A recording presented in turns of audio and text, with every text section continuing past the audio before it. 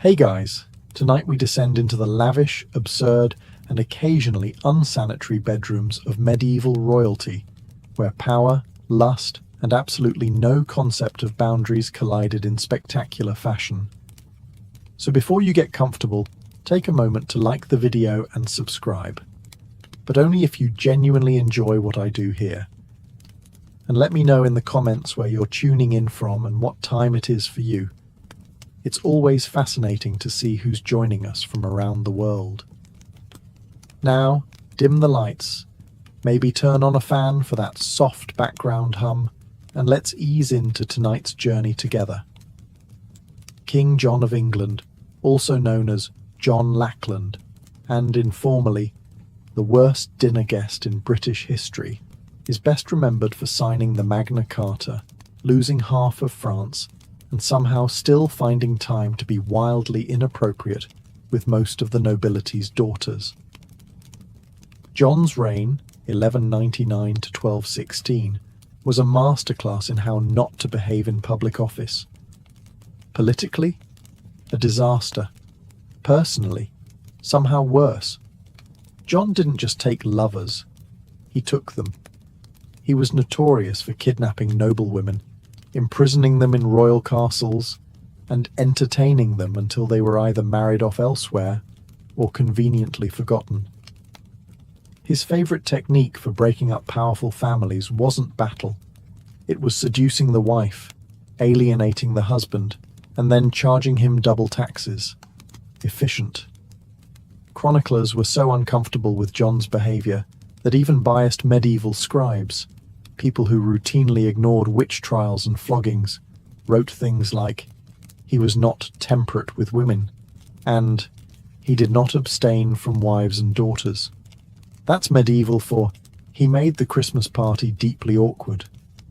At one point, John reportedly had 30 mistresses on official record. That's not romantic, that's a staffing issue. Several nobles complained directly to the crown that John was abusing their hospitality, which is a polite way of saying he slept with everyone, including the serving staff and possibly the family goat. His behaviour was so bad, it nearly started a rebellion. Not because of taxation or war, but because half the barons were afraid to leave their wives unattended during royal visits. One baron refused to meet John unless his entire household was locked up first. That's diplomacy, 13th century style. And yet, in true royal fashion, John never saw a problem. He considered himself irresistible. There's no evidence for this outside of his own letters. But when you're king, delusion comes standard. In the end, King John left behind a kingdom in turmoil, a legacy of distrust, and possibly several children no one talked about at court.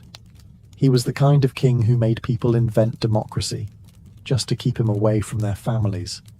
Not the worst monarch in history, but definitely the one you'd never let babysit. Charles VI of France, also known as Charles the Mad, ruled from 1380 to 1422. And yes, that nickname was earned, not given lightly at a drunken banquet. He began his reign with promise, young, handsome, capable. Then things took a turn. He started forgetting who he was, attacking his own knights, and at one point believed he was made of glass, insisting his servants wrap him in blankets so he wouldn't shatter while walking. Not exactly the image of kingly strength, but impressive in terms of creative paranoia. Now, most kings who believe they are fragile glass figurines usually avoid scandal. Not Charles. He somehow managed to juggle a royal mistress, a paranoid delusion, and civil war all at once. A multitasker. His long-suffering wife, Isabeau of Bavaria, tried to manage the court, while Charles did things like run screaming from mirrors and refused to bathe for fear the water might dissolve him.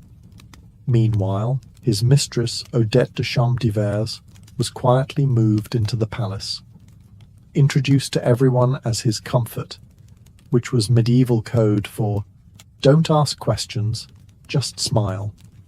Odette, for her part, stayed with Charles during his most unhinged years.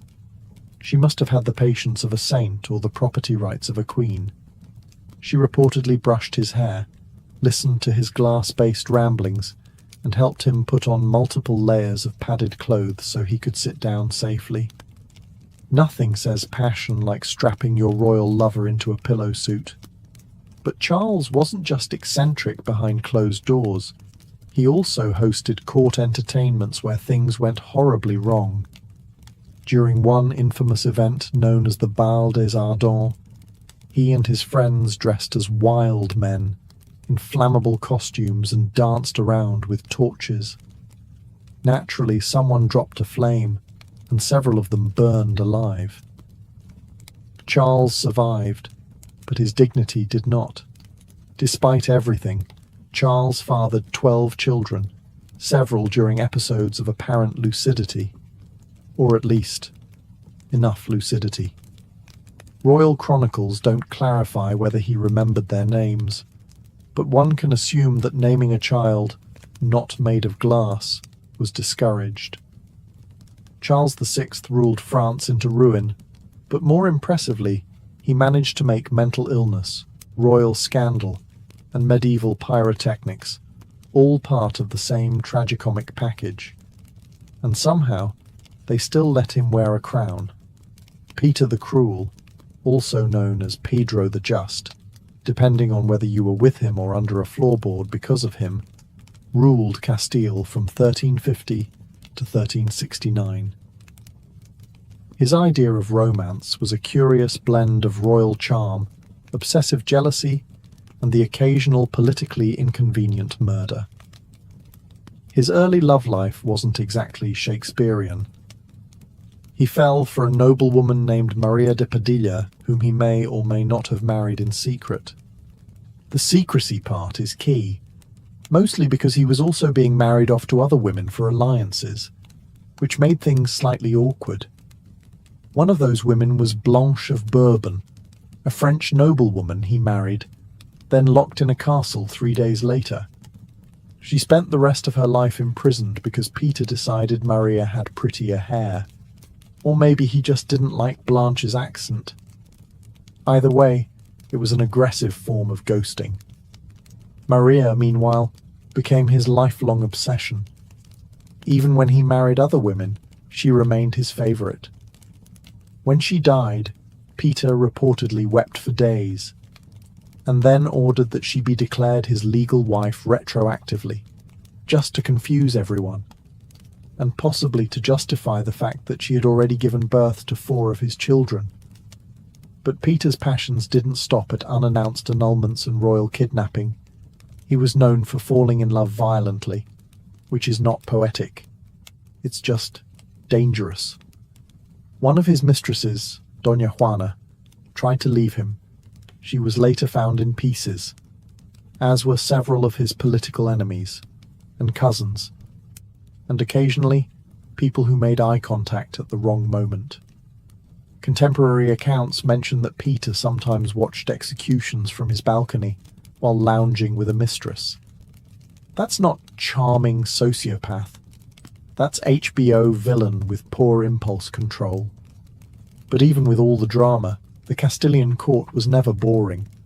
Gossip flowed faster than wine, and Peter's relationships blurred the line between passion and vendetta. His idea of romantic gestures included surprise weddings, surprise divorces, and the occasional surprise stabbing. Eventually, Peter was killed by his own half-brother in a rather symbolic act of family therapy. But his reputation as one of Europe's most aggressively unromantic romantics lives on. If love is a battlefield, Peter brought siege equipment. Edward II of England ruled from 1307 to 1327, and is best remembered for 2 things: losing to the Scots at Bannockburn and showing more affection to his male favourites than to his actual queen. One of those things was considered treason. The other was considered controversial dinner conversation. Let's begin with Piers Gaveston, Edward's childhood companion, rumoured lover and full-time fashion icon. Piers wasn't just close to Edward. He was elevated to positions of ridiculous influence, gifted estates, titles, and jewellery that frankly matched none of his outfits. At Edward's coronation, Piers wore more sparkle than the royal regalia and upstaged the Queen, which is a bold move when your survival depends on nobles not hating you. Spoiler: they hated him. Edward's wife, Isabella of France, was understandably furious. She came with political expectations and a generous dowry, neither of which included sharing the throne with her husband's bestie/possible boyfriend. Edward, however, remained devoted. When the nobles demanded Piers be exiled, Edward sulked, sent him away, then brought him right back. Like a teenage breakup, but with castles and crossbows. Eventually, the barons had enough and executed Piers. Edward was devastated. Think full-on royal meltdown. Mourning clothes, public weeping, the whole medieval soap opera. His grief, however, did not lead to self-reflection. It just made room for a new favourite, Hugh Despenser the Younger. Hugh made Piers look like a subtle footnote. He wasn't just Edward's advisor. He was basically the second king. Land, titles, entire counties. Hugh got them. The rest of the nobility got angry. Isabella by this point switched from annoyed wife to full-blown vengeance avatar. She teamed up with a lover of her own, Edward's enemy naturally, invaded England and overthrew her husband. Edward was imprisoned, stripped of his crown, and possibly murdered by red-hot poker. Yes, that rumour exists. No, we're not discussing the physics of it. Let's just say, medieval revenge was rarely subtle. Edward II's reign was less about governance and more about personal drama so intense it could be a reality show. If the Plantagenets had Netflix, his season would have been banned in 3 countries. His mistake? Mixing politics with passion, ignoring everyone else, and assuming royal power meant nobody could touch him. Turns out, everyone could. Eventually. Wenceslaus of Bohemia ruled in the late 14th century, though ruled might be a generous term. He technically held titles like King of the Romans and King of Bohemia, but his real achievements were more along the lines of public nudity, aggressive drinking, and starting fights in his own palace. If you're thinking of Good King Wenceslaus from the Christmas Carol, wrong guy. That was his ancestor. This Wenceslaus? Not good. Not even vaguely decent. He began with promise, crowned as a teenager, intelligent, multilingual, and capable. But somewhere along the way, he decided the royal wine cellar was more useful than the treasury, and started governing from the bottom of a goblet. Wenceslaus developed a reputation for hosting multi-day drinking sessions, where policy decisions were made between rounds of mead and inappropriate limericks. His advisors began carrying flasks, not to drink, but to survive negotiations. At court, debates often ended with someone flipping a table or being challenged to a duel using breadsticks. He also developed the charming habit of streaking through the castle, sometimes mid-meeting. One chronicler records Wenceslaus delivering royal edicts completely naked, except for a sword belt. His justification? Clothes are for the timid. Hard to argue with that kind of logic, when the guy with the crown also has a longsword and no pants. Romantically, he favoured barmaids, laundresses, and occasionally nobles' wives, though he seemed more invested in their beer recommendations than their feelings. Affairs weren't scandalous at his court. They were practically job interviews. One noble accused him of seducing his sister. Wenceslaus shrugged and offered him a drink. Eventually, the Holy Roman Empire decided they'd had enough of his royal vodka and removed him as King of the Romans, a polite way of saying, "You're fired, but we're pretending it's political." Even his own brother called him useless, undressed, and usually unconscious. Still, Wenceslaus somehow reigned in Bohemia for decades. His people tolerated him the way one tolerates a loud uncle at a wedding, with eye rolls, careful seating plans, and lots of alcohol. In the end, he left behind a shaky kingdom, a flooded wine cellar, and a royal legacy best summed up as, he ruled like every day was his last hangover. Henry VIII of England is what happens when unchecked power meets unchecked hormones. He ruled from 1509 to 1547, and spent most of it either getting married, getting divorced, or getting mad at the Pope for not supporting his questionable dating decisions. You've heard the rhyme, divorced, beheaded, died, divorced, beheaded, survived. But that barely scratches the surface of Henry's royal rom-com turned horror series. Let's start with Catherine of Aragon, wife number 1. After 20 years of marriage, Henry decided God was mad at him for not having a male heir. Naturally, the solution wasn't introspection. It was annulment, excommunication, and the creation of an entirely new church. He invented Anglicanism just to date someone else. That's not devotion. That's pettiness with a cathedral. Enter Anne Boleyn, wife number 2. Henry wrote her love letters full of passion, obsession, and really bad poetry. She gave him a daughter, Elizabeth, who would later become one of England's greatest monarchs, but no sons. This led to her arrest for adultery, witchcraft, and possibly giving side-eye at court. She was beheaded. Henry moved on with the emotional range of a potato. Jane Seymour followed, producing a male heir, Edward, before tragically dying from childbirth complications. Henry mourned her deeply, by which we mean he waited a respectful 11 days before scoping out wife number 4. Next came Anne of Cleves, who Henry chose based on a flattering portrait. In person, he said she looked like a Flanders mare.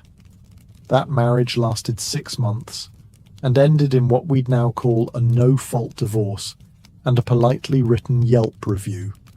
Catherine Howard, wife number 5, was much younger and considerably less discreet. She was executed for adultery, though honestly, it's hard to blame her. Being married to Henry at that point meant dealing with gout, paranoia, and a man who could barely walk, but still insisted he was a gift to women. Finally, Catherine Parr, wife 6, who wisely outlived him by being literate, patient, and excellent at dodging accusations. By the time Henry died, he'd bankrupted England, eaten half its livestock, and turned the royal court into a soap opera where heads rolled more often than wedding bands. In short, Henry VIII loved hard, ruled harder, and left a trail of drama so legendary it's still being turned into musicals. Francis I of France, ruling from 1515 to 1547, was the walking embodiment of the Renaissance. Cultured, charming, sophisticated, and absolutely incapable of keeping his trousers buttoned. To his credit, he was a great patron of the arts. He invited Leonardo da Vinci to France, built magnificent palaces, and helped turn France into a cultural powerhouse. But while the painters were painting and the poets were poeting, Francis was busy seducing anything with a pulse and a title. His court was famous, or perhaps infamous, for its opulence, but also for being a kind of state-funded dating app. He employed gentlewomen of the bedchamber, a term that should have meant ladies-in-waiting, but really meant romantic shortlist. Entire political alliances were derailed because Francis accidentally bedded the ambassador's wife. And this wasn't quiet, subtle adultery. Francis was loud about it. He once declared to foreign dignitaries that French kings were expected to be excellent lovers, which is noble sounding until you realize it came from a man who treated treaties and mistresses with the same level of commitment, which is to say, temporary. His most famous affair was with Françoise de Foix, a noblewoman who became his official mistress. She was witty, educated, and likely the only woman who could roast him in public and survive. Eventually replaced, because of course, she was followed by Anne de Pisseleu de Hailly, a woman whose name sounds like a medieval inside joke, and whose political influence was matched only by her ability to outlast the competition. Even his enemies couldn't help but notice. The Holy Roman Emperor, Charles V, once described Francis as more dangerous in the bedroom than on the battlefield. He meant it as an insult. Francis probably took it as a compliment. And somehow, amid the affairs, banquets, and what can only be described as diplomatic flirtation, Francis still managed to rule effectively. Though his wars were expensive, and his taste in women even more so, the man was nothing if not enthusiastic. His reign was a whirlwind of silk, scandal, and second-hand perfume. Francis I wasn't just a king, he was France's most seductive historical liability. And honestly, he wouldn't have it any other way. Alfonso XI of Castile ruled from 1311 to 1350, and he had one major hobby besides ruling a kingdom: ignoring his wife in the most public, extravagant way possible. His poor, politically strategic wife was Maria of Portugal, noble, well-connected, and unfortunately not Leonor de Guzman, the woman Alfonso actually cared about. Leonor was a Castilian noblewoman with a sharp mind, 11 children, and enough influence to basically run the court herself. And unlike Maria, she didn't need a crown to feel important. She just needed Alfonso's complete and shameless obsession. Now, most kings had mistresses. Alfonso turned his into a shadow queen. He built Leonor palaces, gave her land, took her everywhere. Meanwhile, Queen Maria was left sitting alone at royal events like an unwanted centerpiece, while Alfonso made googly eyes across the hall at his side chick, who was not even trying to be subtle about it. To make matters worse, or better, depending on your tolerance for medieval soap operas, Leonor wasn't just a mistress. She was politically active, negotiating treaties, commanding respect, and producing heirs like it was her full-time job. Which, let's be honest, it kind of was. Alfonso refused to even pretend Maria mattered. In fact, he only spent time with her once, and it was purely for diplomatic optics. After that, he retreated to Leonor's estate like a man allergic to marital obligations. This didn't sit well with Maria's dad, who happened to be the King of Portugal. At one point, international relations got so tense over the whole situation that a war nearly broke out. Imagine your in-laws being so mad about your mistress they consider military retaliation. But Alfonso didn't care. He continued parading Leonor around court like a royal trophy, and probably would have kept it up forever. If the Black Death hadn't killed him in 1350. That's right. It took a literal plague to end his affair. After Alfonso died, Queen Maria finally had her moment. She had Leonor imprisoned and executed in a move that historians call vengeful, and most of us would call extremely fair. Alfonso's reign may be remembered for military victories, but let's be real. His true legacy was being one of the most publicly whipped kings in medieval history. Philip IV of France, also known as Philip the Fair, and no, not in the personality sense, ruled from 1285 to 1314. His nickname came from his good looks, which were unfortunately not matched by good behaviour. Outwardly, Philip was pious, serious, and all about moral reform. Inwardly, he was running a kingdom like it was a very tense reality show, complete with betrayal, secret trials, and a healthy dose of double standards, especially in the bedroom department. His most infamous scandal was the Tour de Nesle affair, a medieval sex scandal so messy it could have been scripted by HBO. It all started when Philip's daughter Isabella, yes, the same one who would later overthrow Edward II of England, noticed that her sisters-in-law were being a little too friendly with some knights. Suspiciously friendly. Like matching gift exchange and secret tower rendezvous friendly. Isabella tattled to Philip, who launched a royal investigation with all the subtlety of a sledgehammer.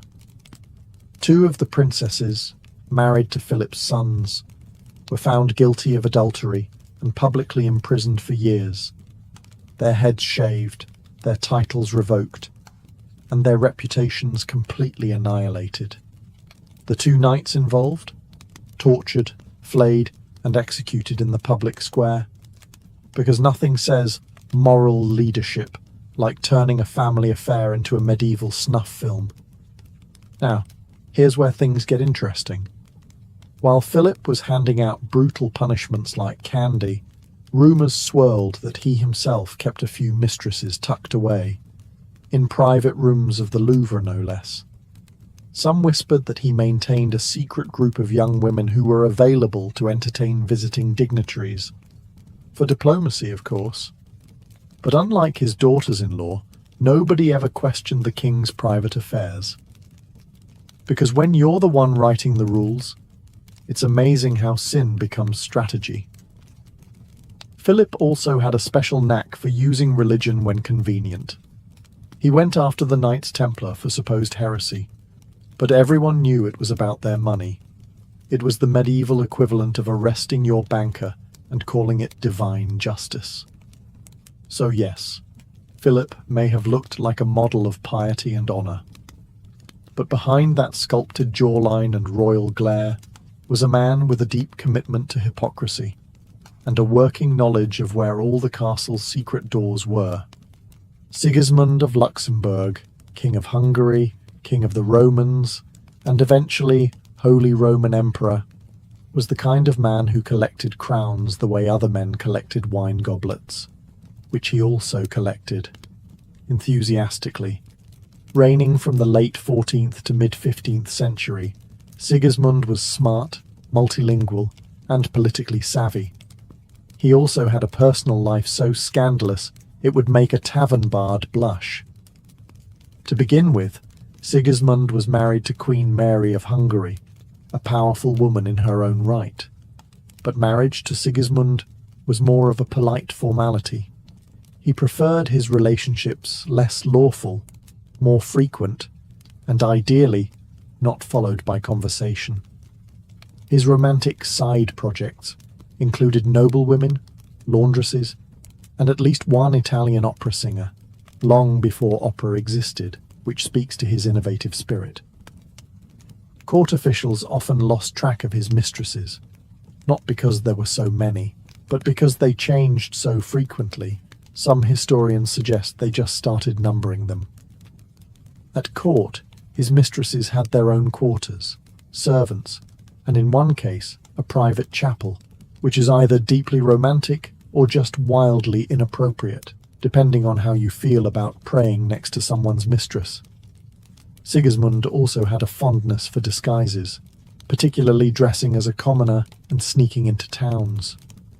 Sometimes it was for espionage, sometimes to flirt with local women under the guise of being a very tall merchant. Apparently, nobody found this suspicious, despite him being the only merchant with a full entourage of servants wearing royal crests. And yet, the man ruled for decades, launched crusades, hosted the Council of Constance, and reformed imperial politics, all while carrying on affairs that would make even Casanova go, "Steady on, mate." One ambassador once wrote that Sigismund greets all women as equals, especially in private, which, while vaguely progressive, also sounded suspiciously like an HR violation. But despite his extracurriculars, Sigismund remained immensely popular, mostly because he managed to appear regal in public while quietly running the most chaotic love life in Europe. He wasn't just an emperor. He was a one-man renaissance, equal parts strategist, statesman, and scandal. And somehow, he always got away with it. Louis XV of France, known as Louis the Beloved, ruled from 1715 to 1774. And by ruled, we mostly mean he hosted an endless royal after-party where governance was optional and silk bed sheets were not. He started out promising enough, young, handsome, and poised to carry on the legacy of his great-grandfather, Louis XIV. But somewhere around his 20s, Louis decided national policy could wait, because he had a long list of ladies-in-waiting to attend to.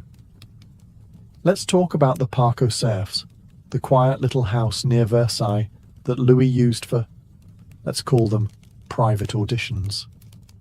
Girls were recruited, usually poor but pretty, brought in discreetly, and rotated like seasonal produce. There were so many mistresses, the palace guards likely had a clipboard system. His most famous mistress, Madame de Pompadour, wasn't just a pretty face. She basically ran France behind the scenes. But when she lost interest in the physical side of their relationship, Louis said, "That's fine," and built a second harem instead. The logic? Keep Pompadour for brains and banter. Keep the Parc aux Cerfs for everything else. It was all very organized chaos. Each girl received gifts, titles, and in some cases, discreet housing once their contract expired. It was France's most unofficial but strangely efficient internship program. And the Queen, Marie Leszczyńska? She was around, somewhere, mostly ignored. Once she stopped having children, Louis treated her like antique furniture, too expensive to throw away but no longer relevant to the room. The scandal at court was so normalized that nobles didn't ask if the king had a mistress. They asked how many this week. Even foreign ambassadors gossiped in their letters about the turnover rate at Versailles. That's not a monarchy. That's a brothel with better uniforms. Ironically, Louis genuinely thought he was a good ruler, between lavish balls, discreet pregnancies, and awkward silences with his wife. His reign, while not catastrophic, set the tone for his grandson, Louis XVI, who would later lose his head, possibly because Grandpa spent too much time thinking with the wrong crown. In the end, Louis XV left behind a debt-ridden France, a disillusioned court, and a royal reputation that could best be summarized as loved by women, loathed by accountants. Christian VII of Denmark ruled from 1766 to 1808, though ruled might be too strong a word. Wobbled through life while other people ran the country is probably more accurate. You see, Christian had a few issues. He suffered from severe mental illness, likely schizophrenia, and was not particularly interested in the whole being king thing, unless it involved chasing servants with cutlery, which he apparently found hilarious. This made him more of a royal mascot than a monarch. Now Christian had a wife, Caroline Matilda of Great Britain, a sensible young woman who expected a somewhat normal marriage. What she got was a husband who preferred masturbating in public, talking to his hand, and disappearing during state dinners to ride imaginary horses down palace corridors. It's unclear what broke first, her patience or his grasp on reality. Enter Johann Friedrich Struensee, the king's physician. Smart, ambitious, and very interested in power, Struensee quickly became the real ruler of Denmark, and, somewhat awkwardly, the lover of the Queen. Yes, that's right. Caroline Matilda went full soap opera and began an affair with her husband's doctor. And the king did not notice or care. Struensee wrote the laws, signed the edicts, and kept Christian occupied with puppet shows, sword games, and gentle nudges away from sharp objects. It was perhaps the only love triangle in history where one corner was just vaguely humming to himself in the background. Caroline and Struensee even had a child together, possibly the king's on paper, definitely not his in practice. For a while, The two ran Denmark like a very progressive, slightly scandalous think tank.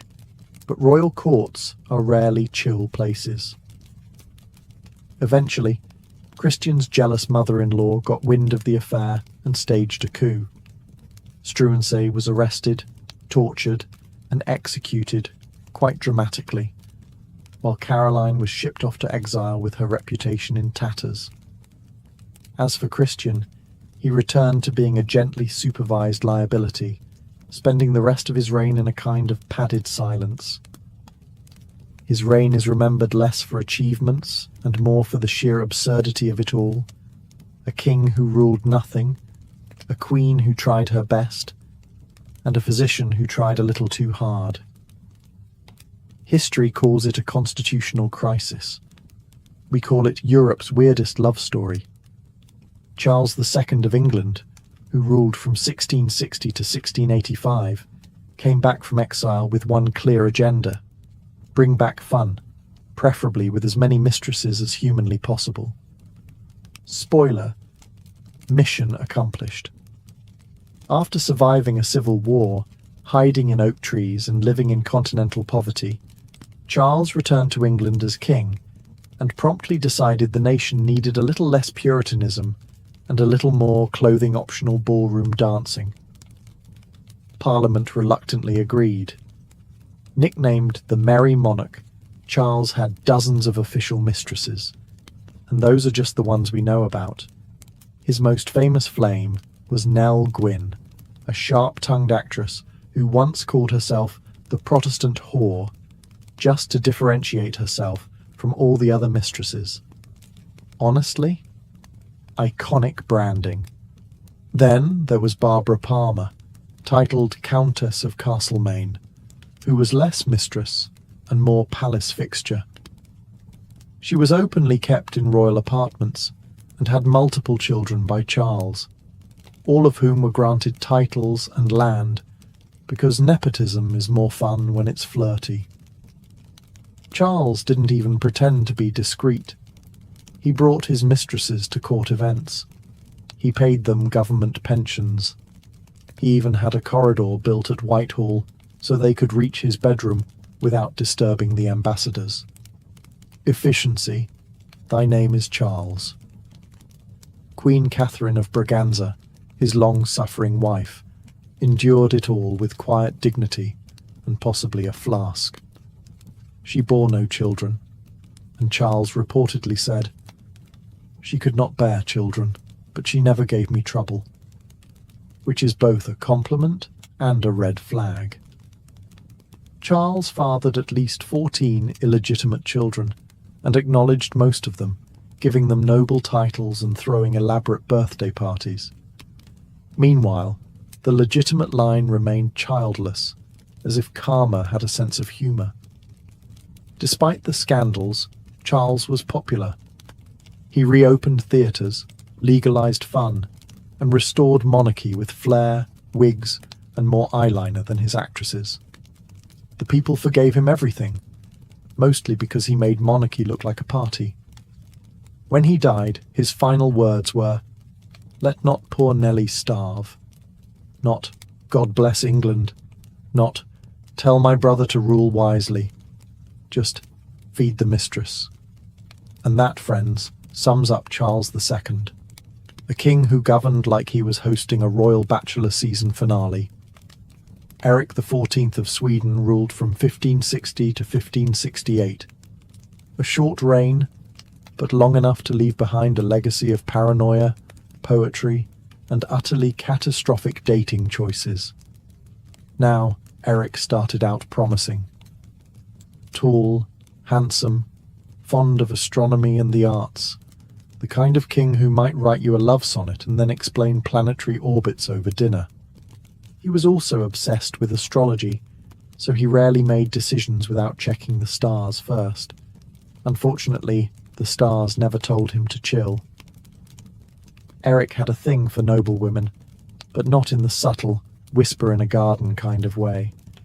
He proposed to Queen Elizabeth I of England multiple times, and she repeatedly declined, politely, then firmly, then with complete silence. Eric didn't get the hint and even sent portraits of himself as gifts, which is the 16th century equivalent of sliding into someone's DMs with a shirtless selfie and a marriage contract. After Elizabeth ghosted him, Eric set his sights lower, in rank, not enthusiasm. He fell for Karin Mundsdotter, a commoner and the daughter of a jailer. This scandalized the nobility, which only made Eric dig in harder.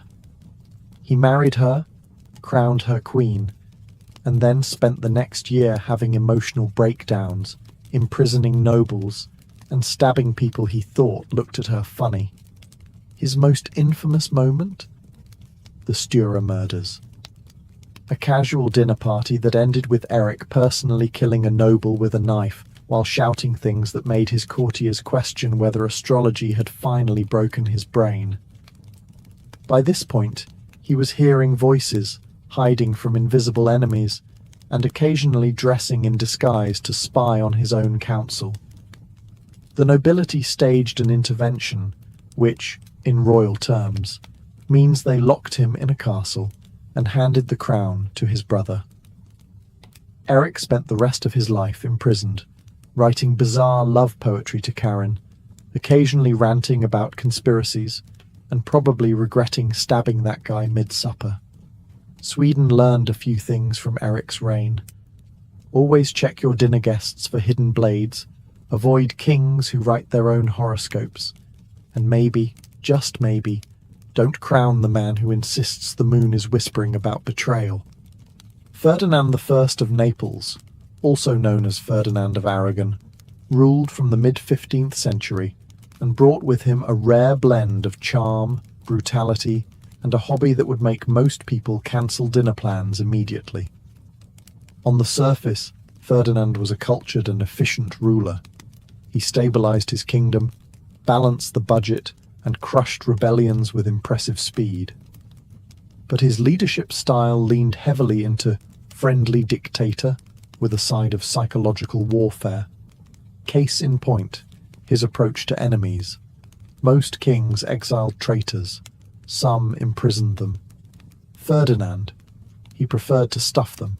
Yes, taxidermy of humans. After executing rebellious nobles, he had them embalmed and displayed in a private museum underneath his castle. It was called the Black Room, and he gave guided tours to foreign dignitaries, visiting ambassadors, and even potential traitors. Nothing says behave yourself like showing someone your haul of preserved political mistakes. He reportedly enjoyed describing each corpse by name, crime, and expression. Some were posed mid-scream, others had plaques. One guest fainted. Ferdinand found it hilarious. If TripAdvisor had existed, the reviews would have been 5 stars, deeply unsettling, would not return without sedative. Now, when he wasn't curating the creepiest gallery in Europe, Ferdinand had an equally questionable romantic reputation. He fathered numerous illegitimate children, many of whom mysteriously popped up with titles and land.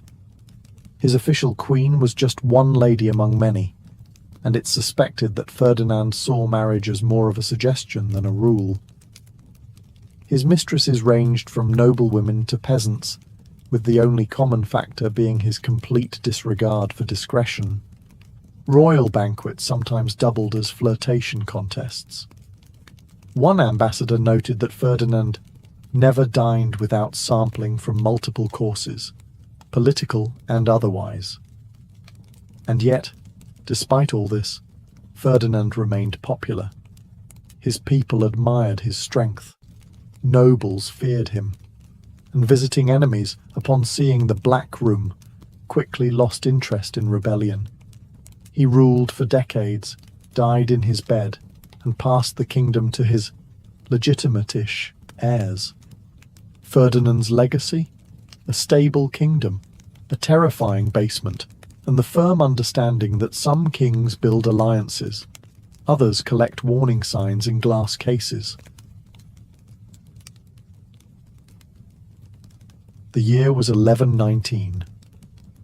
The dust of the First Crusade still clung to the broken stones of Jerusalem.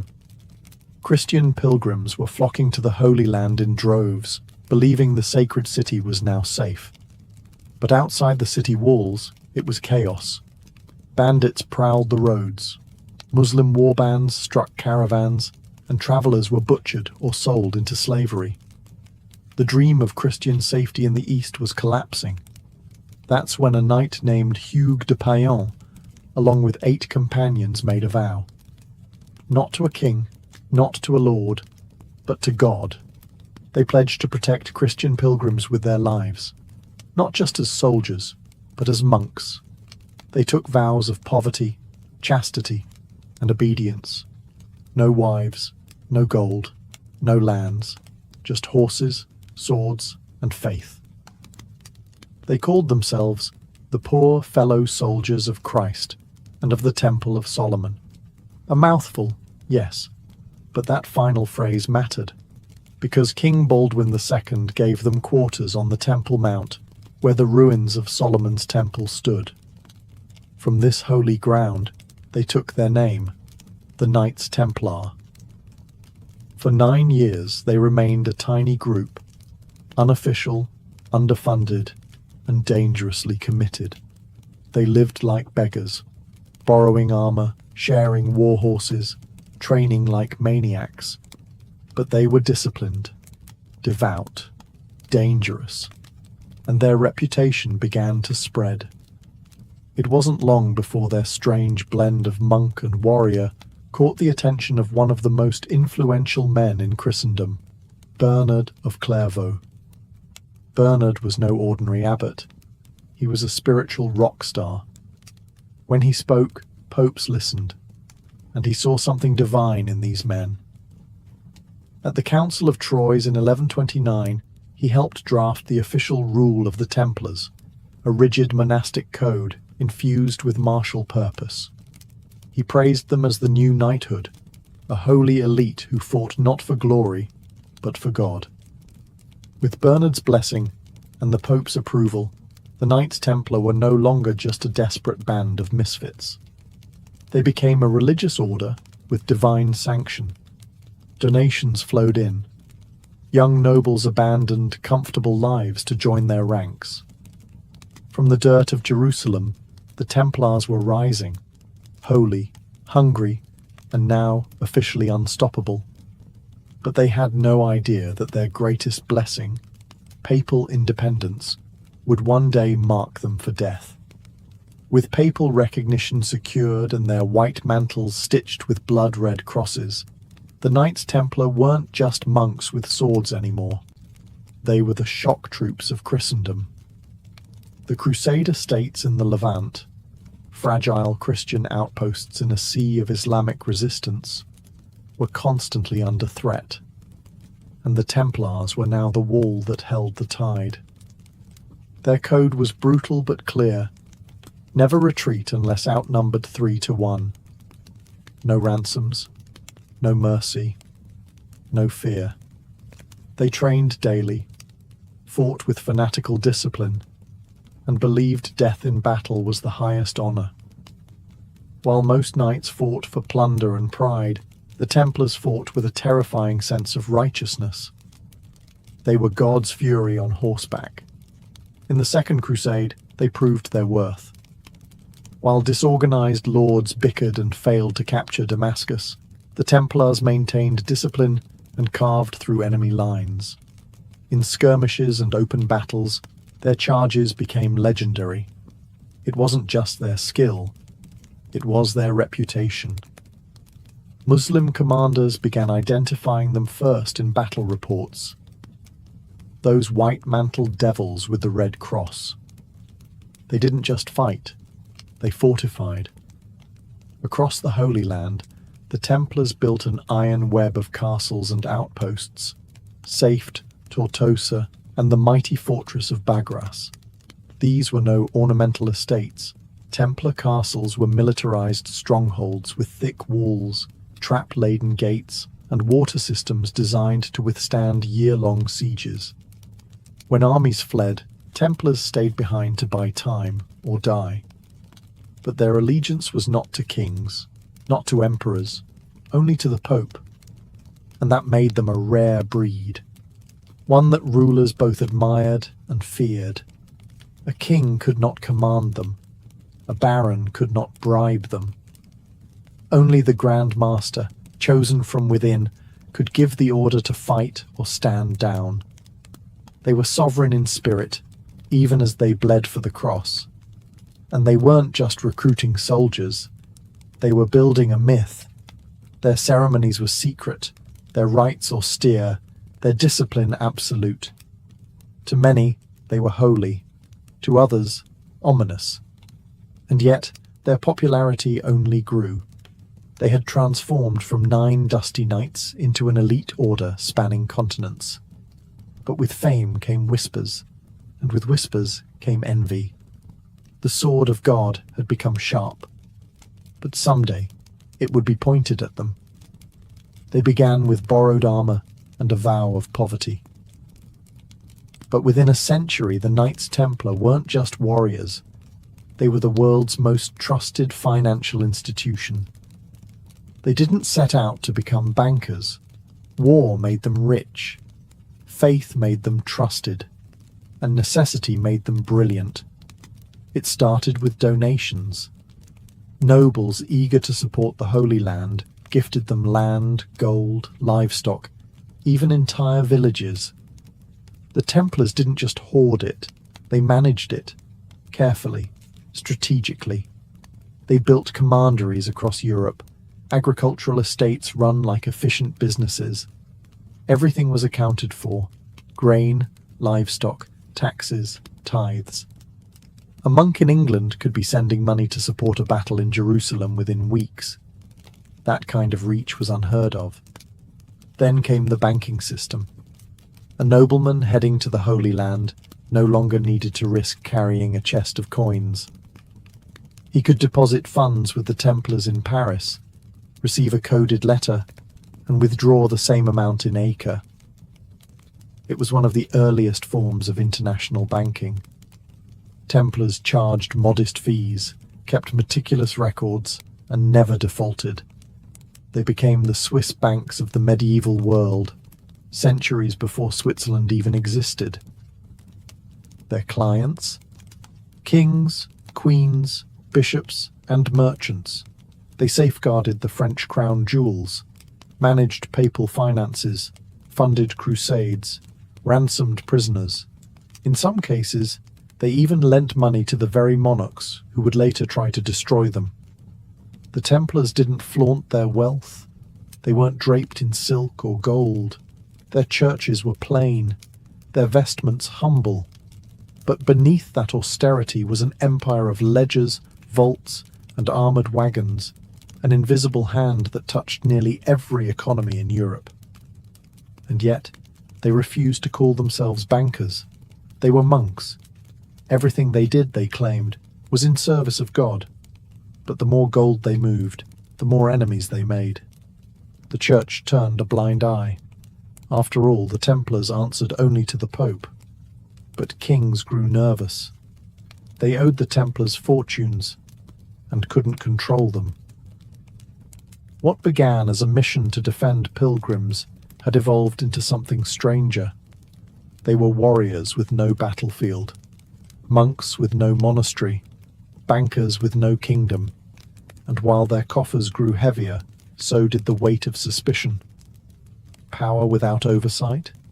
That's when kings start sharpening knives. For all their might, the Templars were fighting a losing war. The Crusader states, outre-mer, were castles in the sand, constantly battered by the waves of Islamic resurgence. And leading that tide was Saladin, the brilliant Sultan of Egypt and Syria. Unlike the disorganized and often petty Crusader lords, Saladin was a unifying force. And he had one goal: retake Jerusalem. In 1187, that goal was realized at the Battle of Hattin. The Templars were there, fighting to the last. But they were crushed, outmaneuvered, outnumbered, and surrounded in the searing heat. The Christian army was annihilated. Saladin captured hundreds of knights. Most were ransomed. But when it came to the Templars, no mercy. He executed nearly all of them. To Saladin, they were too dangerous to keep alive. The loss of Jerusalem wasn't just a military blow. It was a spiritual crisis. The city they had sworn to protect was gone. The Holy Sepulchre was back in Muslim hands, and with it, the Templars' original purpose had begun to crumble. Still, they regrouped. The Third Crusade brought reinforcements and Richard the Lionheart, who respected and relied on the Templars in battle. But even he couldn't retake Jerusalem. Over the next century, the Crusader states shrank like dying embers. One by one, cities fell: Antioch, Tripoli, and finally Acre in 1291. The last Templar stronghold in the Holy Land was lost. They retreated to Cyprus, where they built new headquarters and tried to maintain relevance. But something had shifted. They were still warriors, but with no holy land left to defend. What were they fighting for? Their castles stood empty. Their legends grew dusty. Their discipline, once their hallmark, began to fade. At the same time, rival orders like the Hospitallers gained ground. Accusations of pride, corruption, and arrogance followed the Templars across Europe. Some whispered they had grown too rich, too secretive. Others said they were hoarding relics, dangerous ones. The East had shaped them, forged them, broken them. And now without it the Templars were adrift. They still had their wealth, their network, their aura of power. But they had lost the thing that made them essential: a sword with no war, a brotherhood with no crusade. And in that vacuum, powerful enemies were watching. By the dawn of the 14th century, the Knights Templar were still rich, still feared, and still powerful. But for the first time in their history, they were also irrelevant. The Holy Land was lost. No more crusades were on the horizon.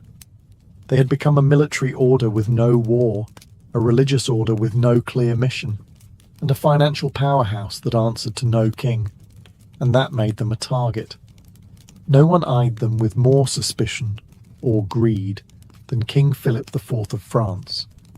Known as Philip the Fair, he wasn't called fair for his sense of justice. He was deep in debt, bankrupt from wars with England and Flanders. And the Templars? They were his creditors. He had borrowed massive sums from them to fund his armies and keep his throne. But Philip didn't like being in debt, especially to men he couldn't control. Worse, the Templars were politically independent. They answered only to the Pope, not to the crown. They held land in France but paid no taxes to the king. They had their own fortresses, their own courts, their own armies. To Philip, they were a dangerous state within his state, untouchable, immovable, and unbearably rich. So he began planning. Philip's propaganda machine got to work. Rumours spread that the Templars worshipped idols, spat on the cross, performed obscene initiation rites. No evidence, just whispers. But in an age of superstition, whispers were enough. He leaned on his puppet pope, Clement V, pressuring the papacy to investigate. Clement hesitated, but Philip wasn't waiting. In secret, Philip orchestrated one of the most coordinated mass arrests in medieval history. He set a date, gathered his soldiers, prepared his torturers. And on one cold Friday morning in October 1307, Friday the 13th, he struck. All across France, Templar knights were seized, interrogated, imprisoned, tortured. Confessions were forced. Some broke within hours. Others resisted until their bodies did. It was treason wrapped in holy justice, and it worked. The public, once loyal, began to turn. The Pope, pressured and humiliated, found himself cornered. The tide had turned not in battle, but in politics. And the warrior monks who once rode into enemy lines now sat chained in dungeons, accused of sins that no sword could defend. October 13th, 1307. The day that forever cursed Friday the 13th in the Western imagination. At dawn, across every corner of France, armed men moved in silence. Their orders were clear. Arrest every Templar you can find. No warning, no resistance allowed. The king's justice had arrived, with swords drawn and warrants sealed in secrecy. Thousands of knights were dragged from their beds, some in full armour, others in prayer. Grandmaster Jacques de Molay was taken in Paris, betrayed by the very kingdom whose crown jewels he had once safeguarded. Across cities and countryside, Templar commanderies were raided, their vaults cracked open, and their libraries seized. The charges were fantastical: heresy, idol worship, spitting on the cross, sodomy, devil rituals. Most of it was invented whole cloth by Philip's lawyers. But in an era of fear and religious zealotry, it didn't need to be true. It just needed to be believable. And the Templars? They were silenced with fire and iron. Torture chambers lit up across France. Men were stretched, burned, crushed, flayed, until their confessions dripped from them like blood. They admitted to whatever their inquisitors wanted, that they denied Christ, that they worshipped a severed head named Baphomet, that they kissed one another in secret ceremonies. Under unbearable agony, even Grandmaster de Molay confessed, then later recanted. It was theatre masquerading as justice.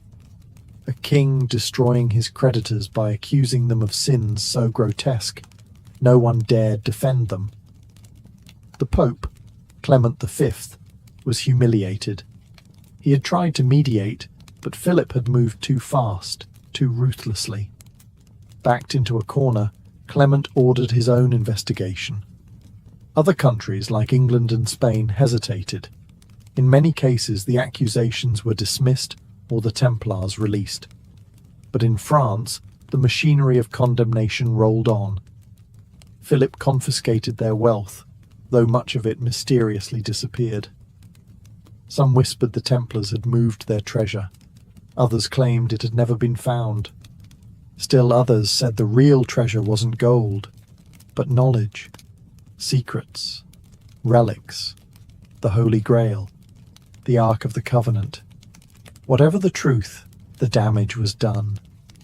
The Templars were no longer a brotherhood. They were fugitives, prisoners, dead men walking. The king had dealt his blow, not with armies but with ink, fire, and lies. And the world would never look at the Red Cross the same way again. By 1312, the end was inevitable. The Knights Templar, once the most powerful military order in Christendom, had been reduced to broken men in dark cells. Their confessions, wrenched out under torture, were used as justification for what came next. And what came next was dissolution. Under intense pressure from King Philip IV, Pope Clement V formally disbanded the Templar order at the Council of Vienne in March 1312. The papal bull Vox in Excelso stripped them of their titles, their holdings, and their very identity. Officially, the Templars were no more. The Holy See declared it an act of mercy, not a conviction, but a necessary step to prevent further scandal. In reality, it was a political execution dressed in ecclesiastical robes. The order's properties were transferred to the Knights Hospitaller, but not everything made it there. Much of the Templars' wealth, treasures, ledgers, and rumoured relics simply vanished. Some claimed it was hidden. Others believed it was quietly absorbed by Philip's treasury. Whatever the case, the Templars' vast financial empire dissolved like smoke, leaving behind only questions. But the final act had not yet played. In 1314, Grandmaster Jacques de Molay, who had spent 7 long years in prison, was led out to a scaffold in Paris. He was to be executed alongside Geoffroy de Charnay, another senior Templar. Both had recanted their confessions, insisting until the end that the order was innocent, and for that defiance they would burn. They were tied to a wooden stake on a small island in the Seine. As the flames rose, de Molay shouted through the smoke, calling on God to judge those who had condemned him. According to legend, he cursed both King Philip and Pope Clement, declaring they would die within the year. And they did. Clement succumbed to illness within a month.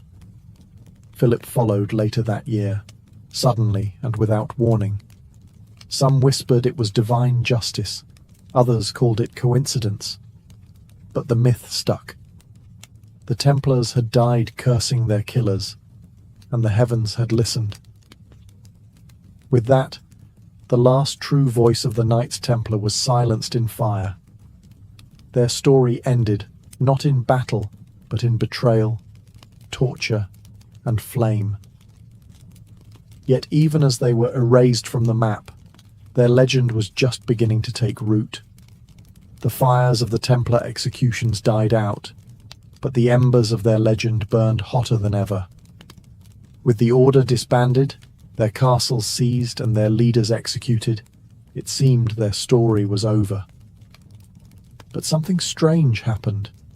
Instead of fading from memory, the Knights Templar transformed, from disgraced monks into eternal symbols of mystery and power. The secrecy that had once protected them now fed rumors. What happened to their treasure? Where were their scrolls, their relics, their holy knowledge? Some believed the Templars had spirited away the Holy Grail before their arrest. Others whispered they had hidden the Ark of the Covenant, or guarded descendants of Jesus himself. There was no proof, just shadows. But in the medieval world, shadows were enough. Then came the idea that the Templars had survived underground. Though officially disbanded, many former Templars quietly blended into society. Some joined other monastic orders. Some became mercenaries. But others, legend claimed, went secret. They formed hidden brotherhoods, preserving their rituals and relics in silence, biding their time. Centuries later, those stories mutated into myths. The Templars were credited, or blamed, for everything from the construction of Gothic cathedrals to the founding of Freemasonry. Conspiracy theories sprouted like weeds, that the Templars controlled banks, thrones, revolutions, that they had never truly been defeated, just disguised, that behind every major event in history, some hidden hand in a white mantle guided the outcome. Pop culture didn't help. The Templars showed up in books, games, films, sometimes as heroes, other times as villains.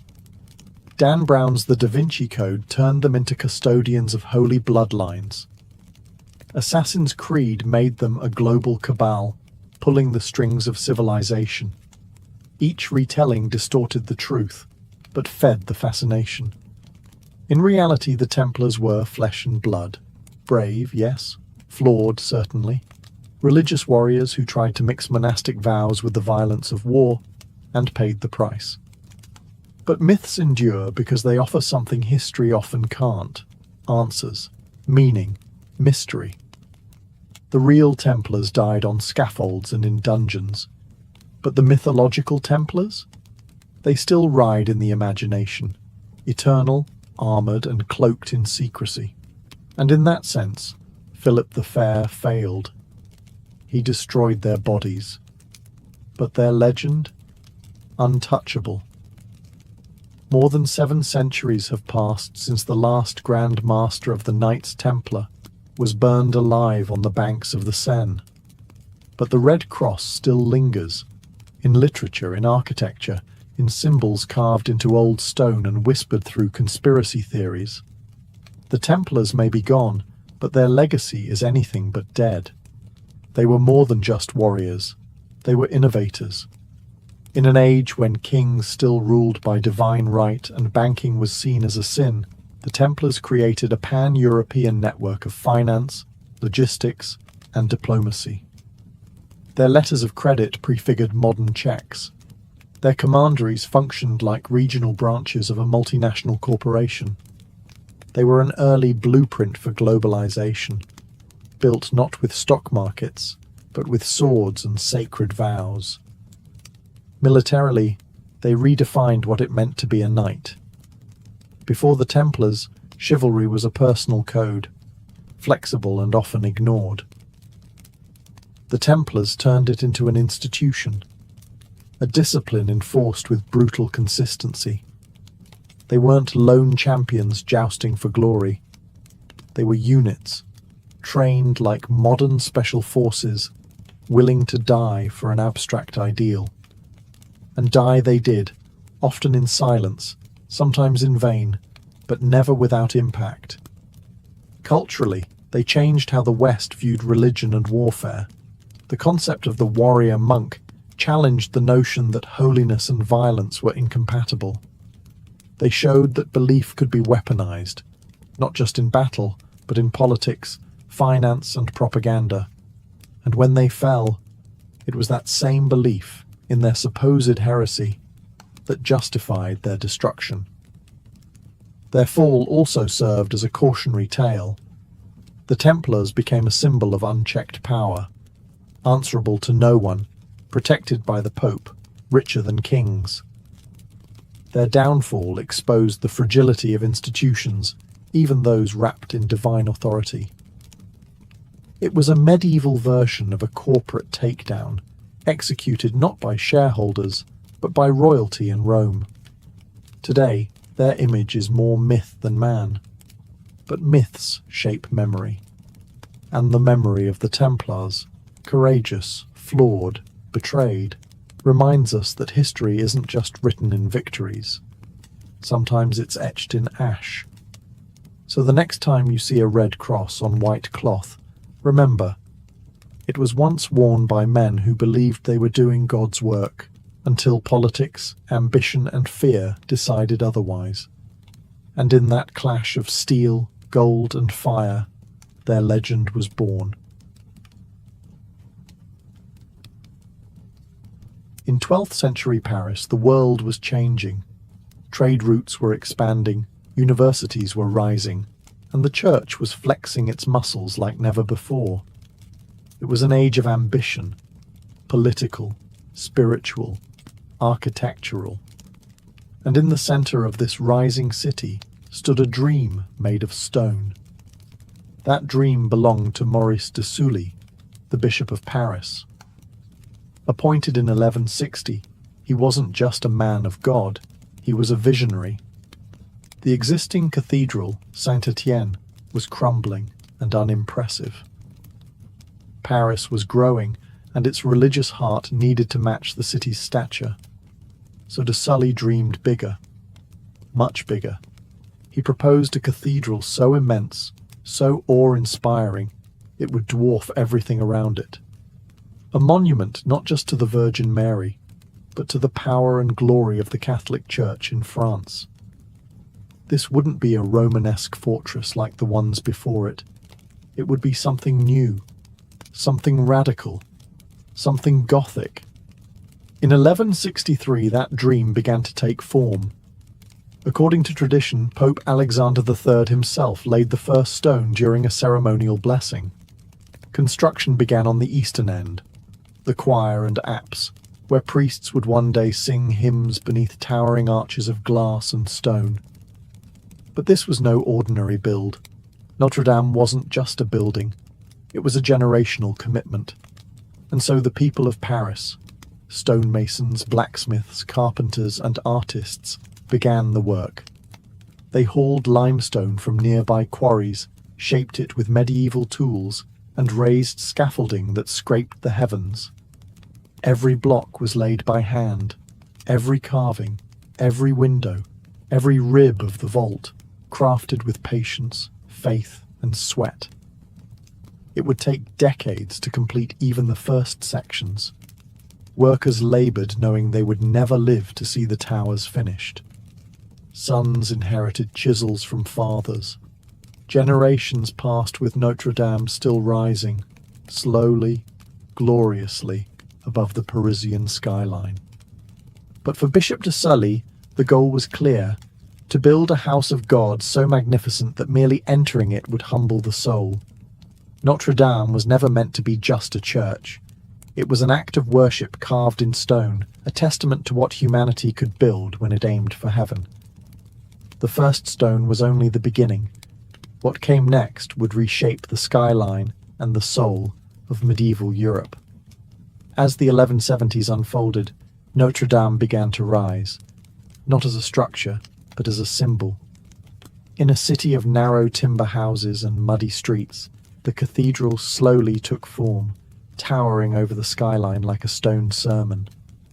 The Gothic style, still in its infancy, was about to redefine what churches could be, not just shelters of prayer, but instruments of awe. The work moved from east to west, beginning with the choir, where priests would one day perform sacred rites, and then to the nave, the vast open space for the common faithful. The architecture was revolutionary. The walls were thinner, the ceilings higher. The pointed arches allowed more weight to be shifted downward, and those ribbed vaults, they didn't just support the ceiling, they sang upward, drawing the eye and the soul toward heaven. But perhaps the most radical idea was light.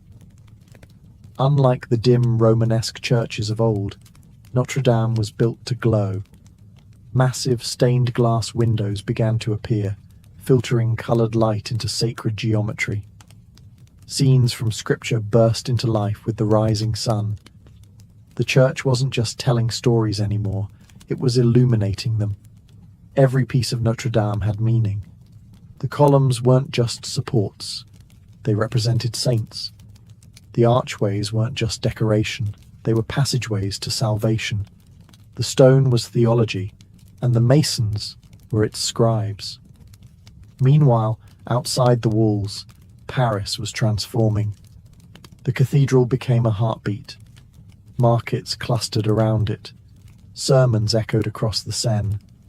Students from the burgeoning University of Paris gathered in its shadow. Notre Dame wasn't just a building, it was becoming the soul of the city. Yet progress was slow.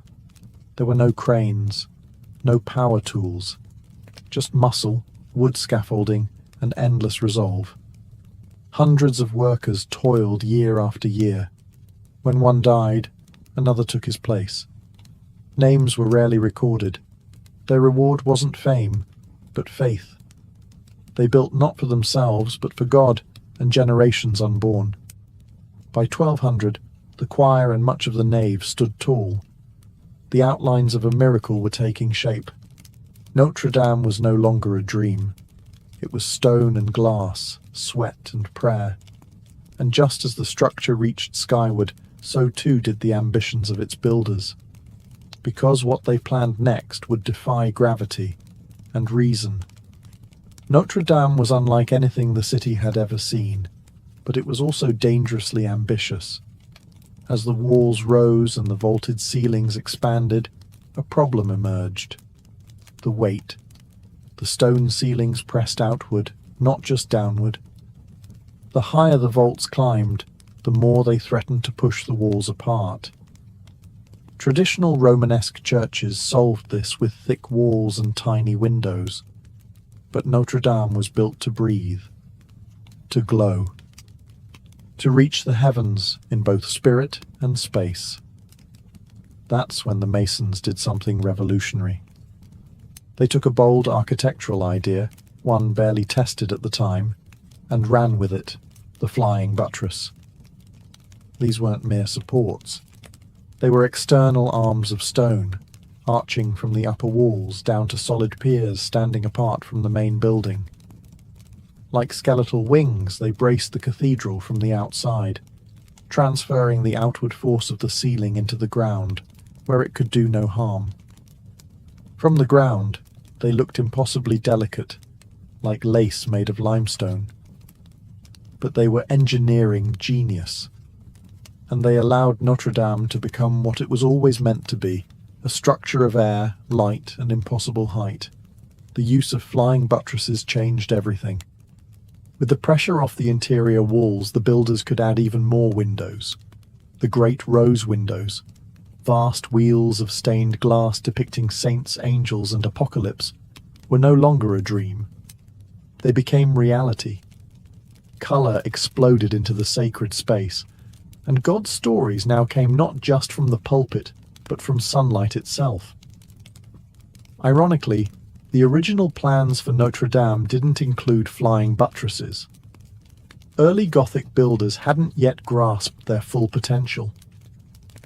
But as the structure grew, so did the strain. The masons adapted on the fly, literally. They began adding these stone wings in the early 1200s, turning necessity into poetry. Critics at the time were divided. Some thought the exposed supports were unsightly, interrupting the clean silhouette of the building, but most stood in awe. Notre Dame looked like it was being held in place by stone angels mid-flight. The cathedral was no longer just a house of God.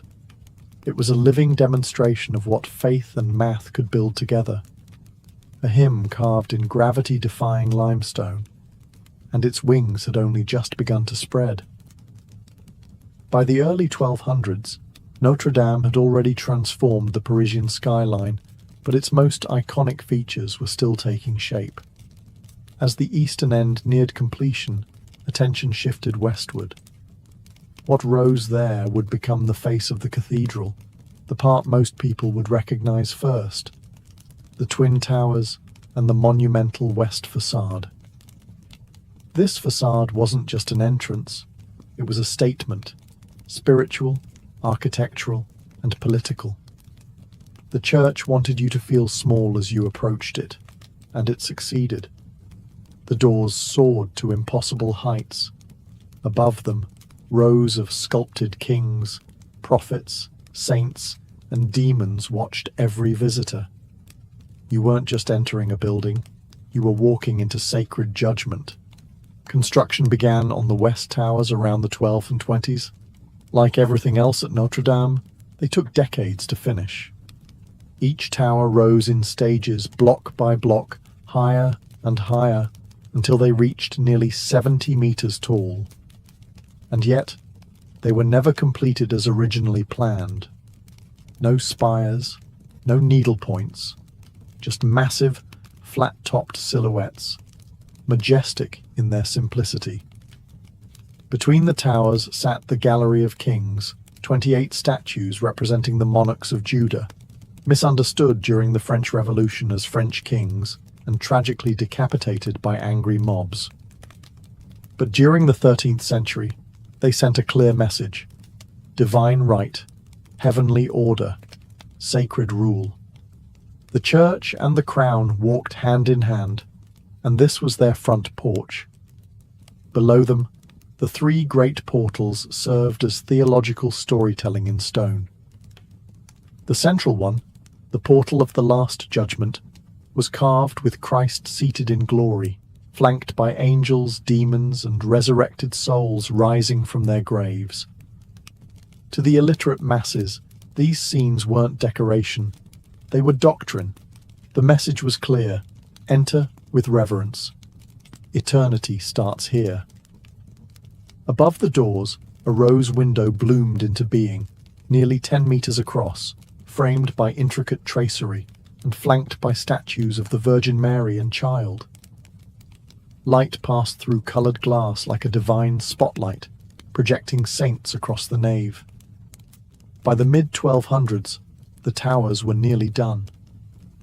The facade stood complete, solemn, symmetrical, overwhelming.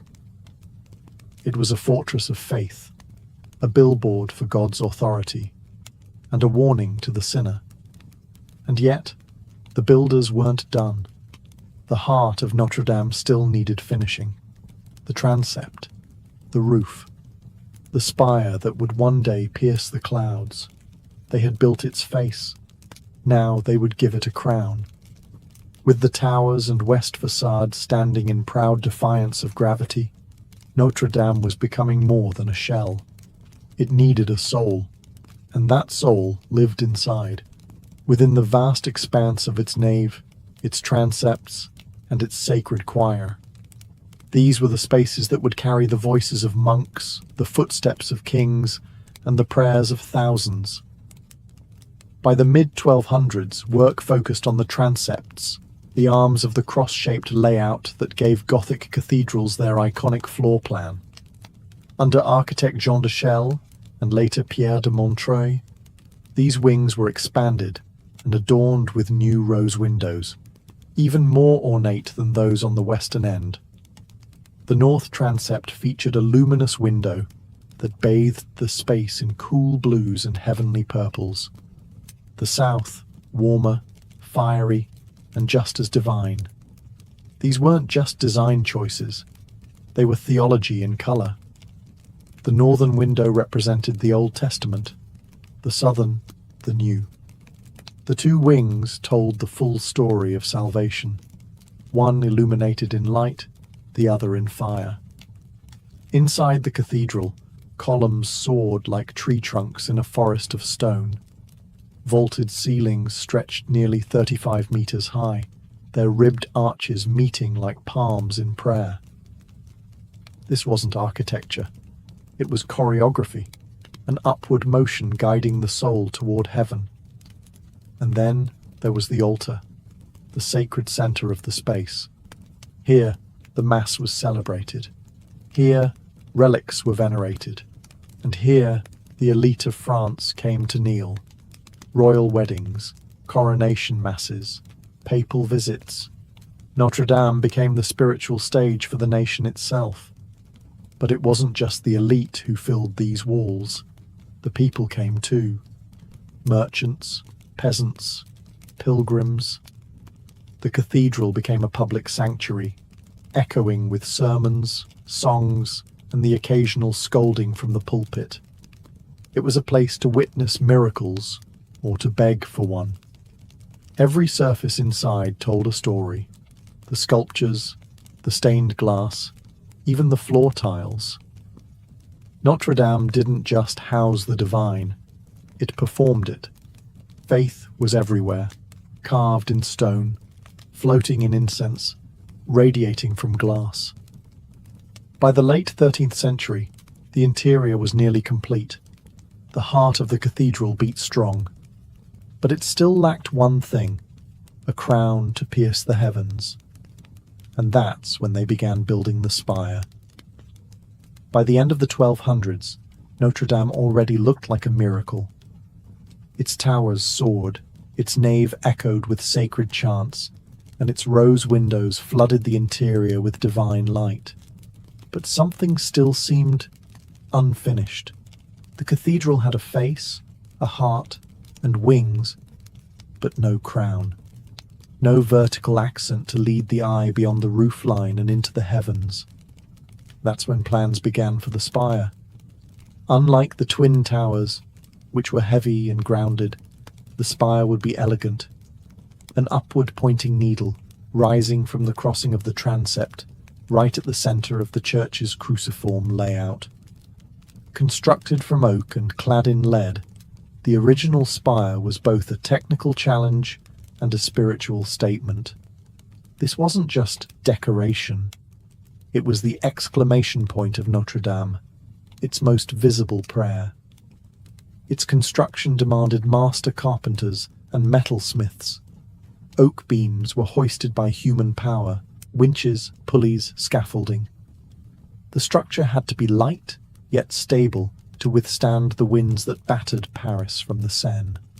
When finished, the spire pierced the sky like a sword lifted in devotion. And beneath it, even more intricate work was unfolding. Gargoyles, those bizarre, haunting creatures, emerged from the stone. They weren't just grotesque for fun. Many served as waterspouts, diverting rain away from the masonry. Others were symbolic, guardians meant to frighten away evil or remind sinners of what awaited them.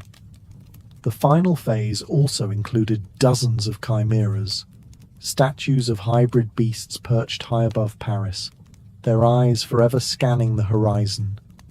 They were nightmare and marvel rolled into one, part of the Gothic love affair with mystery and symbolism. Inside, the chapels were completed, choir stalls carved, and relics enshrined. Notre Dame was now fully operational, both a sacred machine and a national stage.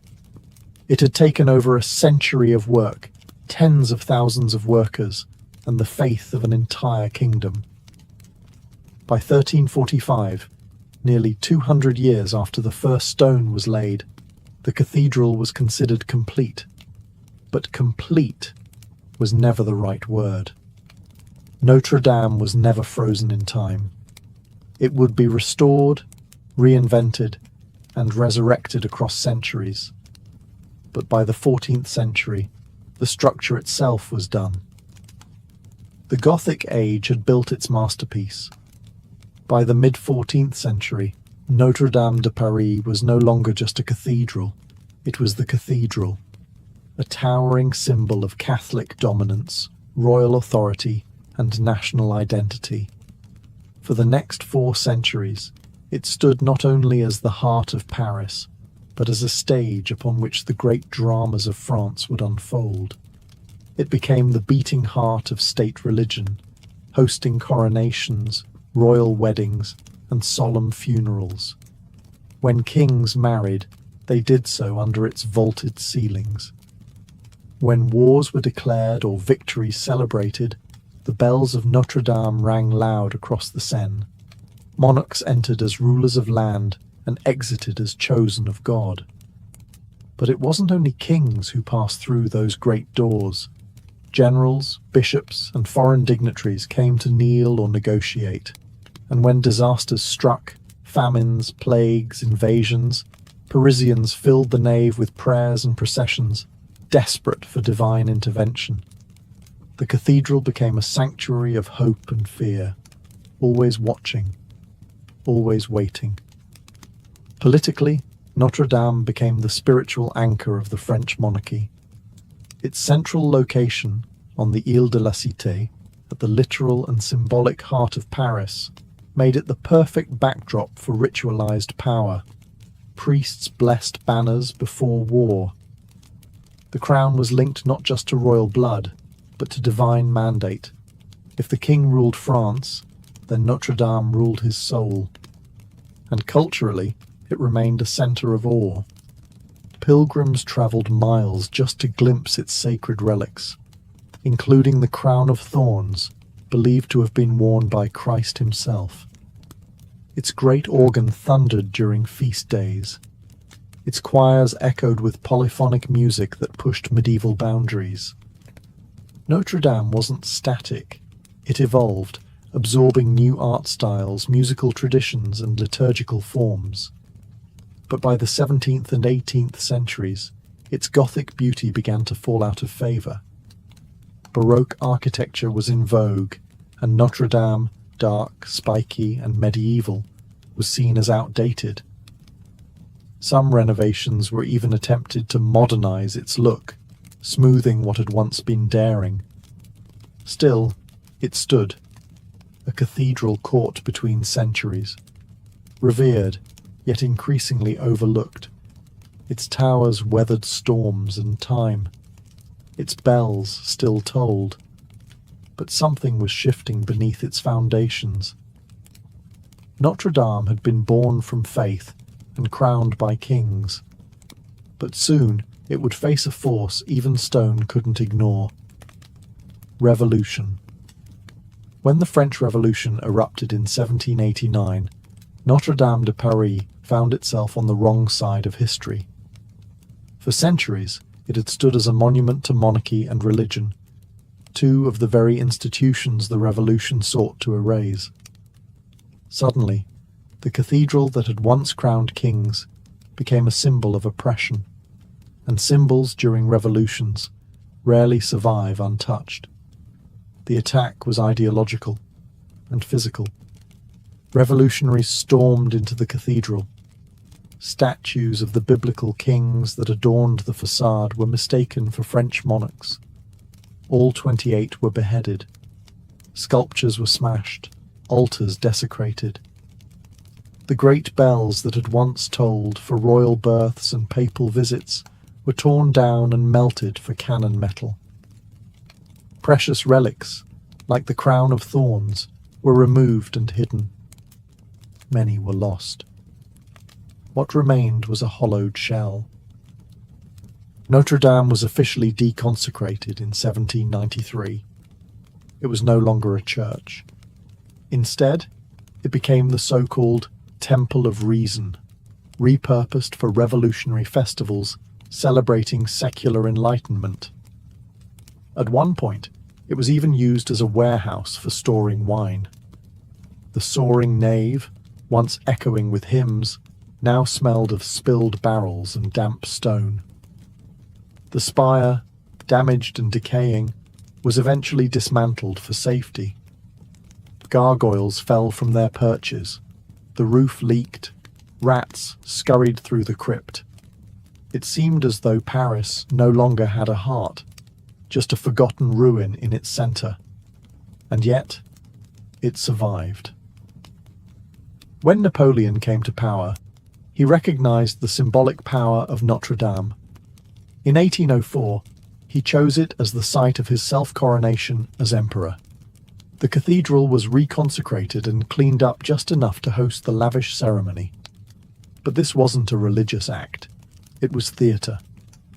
Napoleon crowned himself, famously snatching the crown from the Pope's hands.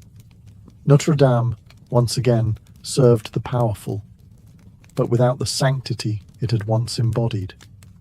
Still, decades of neglect left their scars. By the 1830s, Notre Dame was crumbling, physically and spiritually. It was slated for demolition more than once. Some Parisians thought it would be better to replace it with something modern, something less medieval, less haunting. And then, a writer stepped in.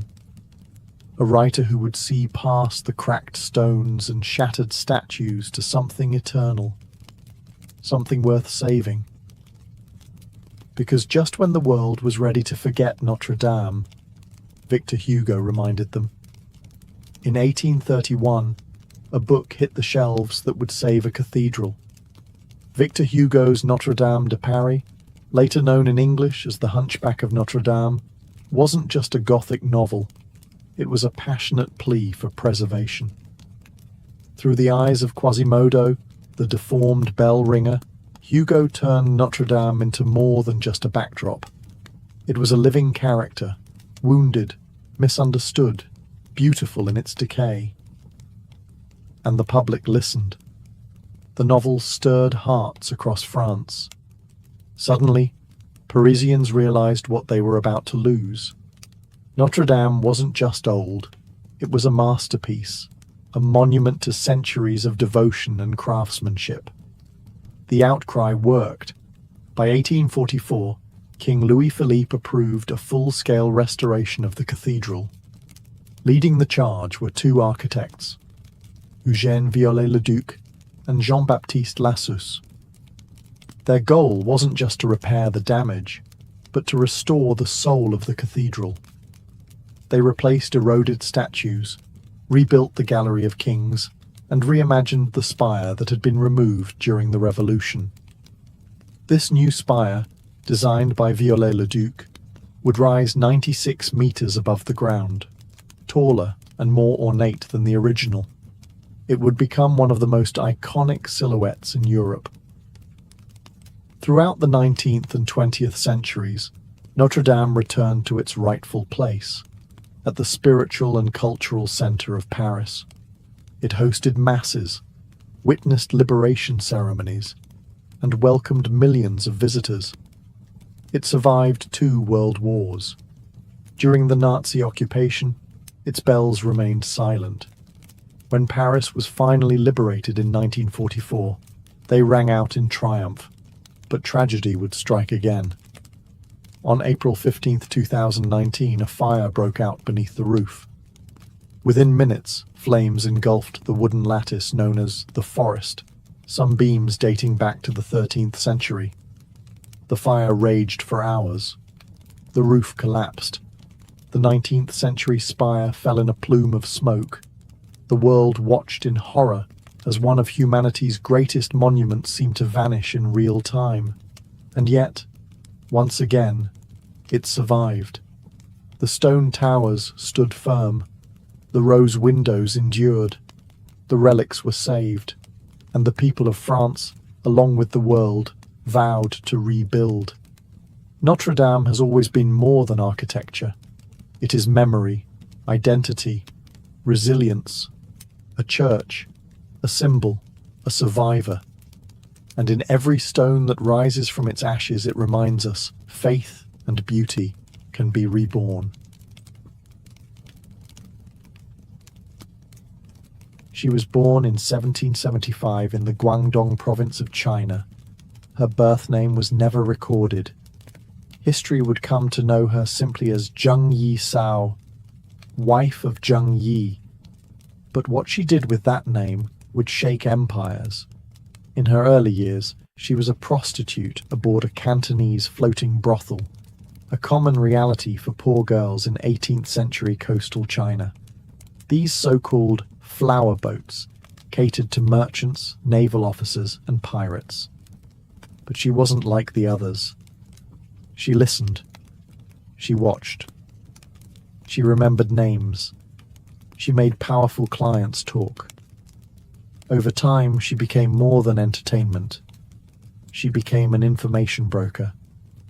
And then came Zheng Yi, a powerful pirate lord who commanded the Red Flag Fleet, one of the most formidable pirate factions in the South China Sea.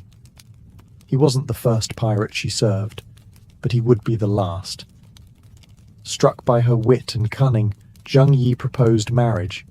She accepted, but not without terms. In a move practically unheard of in her time, she negotiated her position. She wanted joint control of the fleet, not just as a wife, but as a partner. She would handle political alliances, manage plunder, and have a say in every strategic move. Zheng Yi agreed. Whether out of love or shrewdness, he knew she was an asset. Their marriage in 1801 was the beginning of one of the most successful pirate dynasties in history. Zheng Yi So quickly embedded herself into the fabric of pirate politics. She studied the hierarchies, the rivalries, and the codes of the pirate world. While Zheng Yi sailed and conquered, she quietly built networks, recruited allies, and learned to rule from the shadows. But she didn't stay in the shadows for long. When Zheng Yi suddenly died in 1807, possibly in a typhoon, many assumed his empire would fracture. Dozens of pirate captains waited to pounce, expecting a power vacuum. What they got instead was a power grab. Zheng Yi Sao stepped into command, not with brute force, but with strategy. She took over the Red Flag Fleet, she solidified alliances, and she married Zheng Yi's adopted son and lieutenant, Chung Po Tsai, ensuring both personal loyalty and military strength. From prostitute to pirate queen in less than a decade, and she was just getting started. When Zheng Yi Sao took command in 1807, she didn't just inherit a pirate fleet, she inherited a floating kingdom. But instead of it splintering in chaos after her husband's death, she tightened her grip and made it even more powerful. Under her rule, the Red Flag Fleet didn't just survive, it multiplied. The South China Sea had long been plagued by pirates. But what Zheng Yi Sao commanded was unprecedented. She oversaw an armada of over 300 ships, and within a year, that number swelled to more than 600. Some estimates claim she eventually led over 1,800 vessels with up to 70,000 men under her command, more than the navies of several European powers combined at the time. She did this with ruthless pragmatism and a keen understanding of pirate psychology.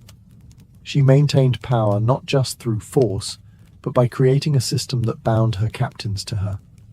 She instituted a strict code of laws that governed every part of pirate life: loot, loyalty, discipline, and punishment. Disobedience was met with swift brutality. Anyone caught stealing from the common treasury lost their head. If a pirate assaulted a female captive without permission, he was executed.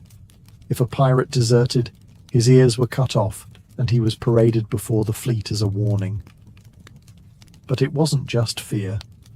Zheng Yi Sao offered protection, structure, and profit.